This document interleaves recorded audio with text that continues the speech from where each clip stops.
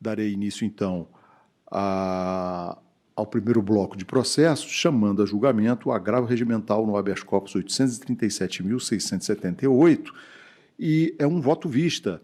O relator é o excelentíssimo senhor ministro Ribeiro Dantas, mas o pedido de vista é do excelentíssimo senhor ministro Joel Paccioni. Vou ler a certidão do julgamento, como está nesse momento, que diz o seguinte: o presente feito foi retirado de pauta em 18 de nove de 2023, e no dia 26 de nove de 2023, após o voto do senhor ministro relator, negando provimento ao agravo, pediu visto o senhor ministro Joel Paccioni.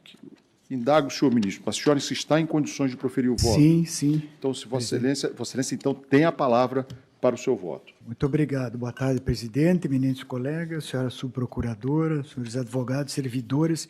Aqui eu já adianto que, no mérito, estou acompanhando o voto do eminente relator, ministro Ribeiro Dantas, no sentido de negar provimento ao agravo regimental. Apenas eu faço uma ressalva na minha fundamentação, e o voto está disponibilizado, que é quanto à necessidade ou não de fundamentação sobre a perda do cargo público nos crimes em que isso vem como efeito da condenação, no artigo 92, inciso 1b do Código Penal. Salvo eu esteja enganado, mas entendi que o voto do relator dá por desnecessária a fundamentação, como se a perda do cargo fosse automática.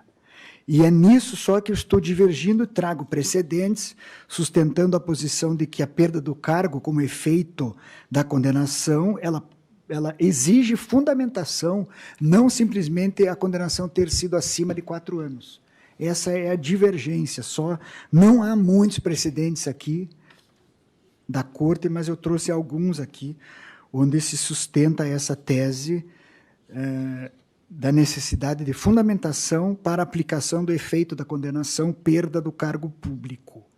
Mas, no caso concreto, estou acompanhando integralmente o voto do eminente relator. É a súmula, presidente.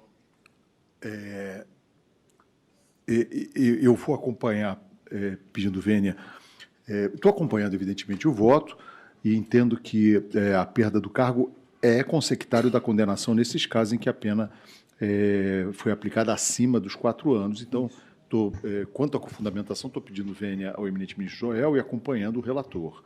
O próximo a votar é a eminente ministra Daniela Teixeira. Vossa Excelência, como vota, ministra? Com a devida vênia do relator, eu vou acompanhar a divergência. A divergência é na fundamentação só, né? Só na fundamentação da questão de não ser perda automática do cargo. Perfeitamente. Como vota o ministro Reinaldo Soares da Fonseca? Senhor presidente, eu conheço essa matéria também, tenho precedentes e eu vou ficar vencido, entendendo que é cabível o habeas corpus, com base em alguns precedentes. O ministro Joel traz precedentes até do Supremo dizendo que não é cabível, mas, como todos sabem, eu tenho uma interpretação no HC mais ampla e indico como precedentes o HC 509-144, Rio de Janeiro, o HC 315-470, São Paulo, e o HC 185-343, Pará, das relatorias do ministro Nefe Cordeiro, do ministro Ribeiro Dantas e da ministra Laurita Vaz, que examinaram a perda de cargo em HC.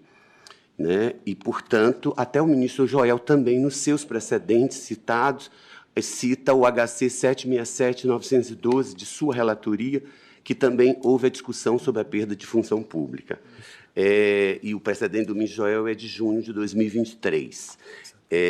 Eu, em síntese, nos termos da jurisprudência desta Corte Superior de Justiça, à exceção dos casos do crime de tortura, que não é a hipótese dos autos, a perda de cargo ou função pública prevista no inciso 1º do artigo 92 do Código Penal não é consequência automática da condenação, sendo necessário existir fundamentação concreta e específica para esse desiderato, o que não foi delineado na espécie pelas instâncias ordinárias. Essa é precedente recente também da ministra Laurita, não, esse daqui é de 2020, da ministra Laurita Vaz, no Aresp 1.638.764, Paraná.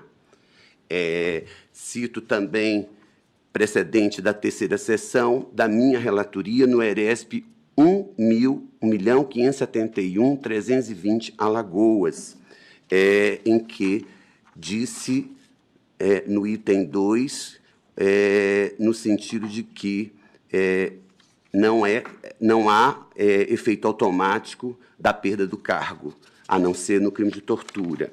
O ministro Nef Cordeiro, também no RESP 1.743.737, Paraná, da sexta turma. E, com essas considerações, senhor presidente, eu peço a mais respeitosa vênia, compreendo a posição da turma no sentido de limitar o uso do habeas corpus, mas aqui estamos em execução de sentença, em que a parte pediu originariamente absolvição e está discutindo agora a perda de função pública, se é automática ou não é automática. Meritoriamente, eu entendo que não agiu corretamente as instâncias ordinárias ao admitir um efeito automático.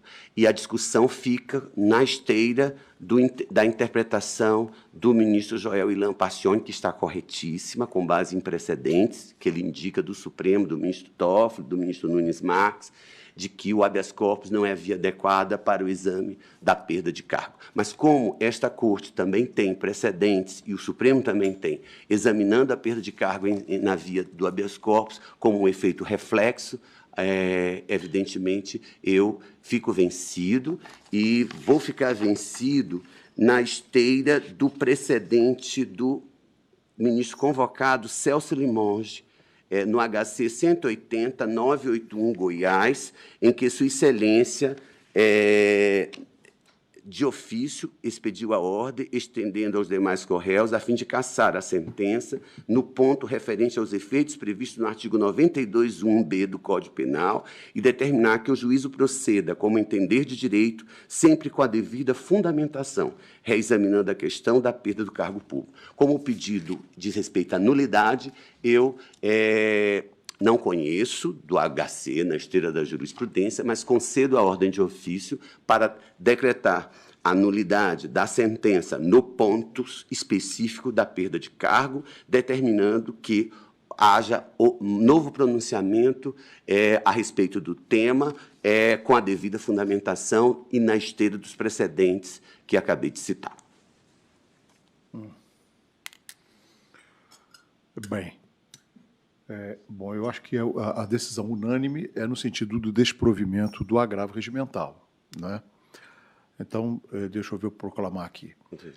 Nesta sessão, trouxe seu voto visto o eminente ministro Joel Pacioni, que, acompanhando o eminente relator, divergindo apenas quanto à fundamentação. Nesse aspecto, foi acompanhado pela eminente ministra Daniela Teixeira. O ministro Messori Azulay acompanhou o relator, inclusive, na fundamentação. Em seguida, votou o eminente ministro Reinaldo Soares da Fonseca, divergindo para conhecer do habeas corpus, concedendo para conceder... Portanto, eu nego provimento ao agravo regimental por não ser o HC sucedâneo de recurso revisão criminal. Concedo, todavia, a ordem de ofício então, assim, para decretar a nulidade da sentença no ponto da perda do cargo, devendo ser prolatada outra decisão com a fundamentação devida. O desprovimento do agravo é unânime. A unanimidade... Então, em seguida, votou o eminente ministro Reinaldo Soares da Fonseca, no sentido de também acompanhar o relator quanto ao desprovimento do agravo regimental, entretanto, conceder o habeas corpus de ofício para reconduzir o agente, anular a sentença quanto à perda do cargo. No ponto, e determinar que outra decisão seja prolatada. Que outra decisão seja prolatada também nesse aspecto. Com a devida fundamentação. Com a devida fundamentação. Resultado do julgamento, proclamo o resultado do julgamento. A turma por unanimidade, desproveu o agravo regimental. Por maioria, não concedeu a ordem de ofício, né? Não concedendo a ordem de ofício, vencido o eminente ministro Reinaldo Soares da Fonseca, que a concedia nos termos do voto que a concedia para anular a sentença e outra fosse proferida.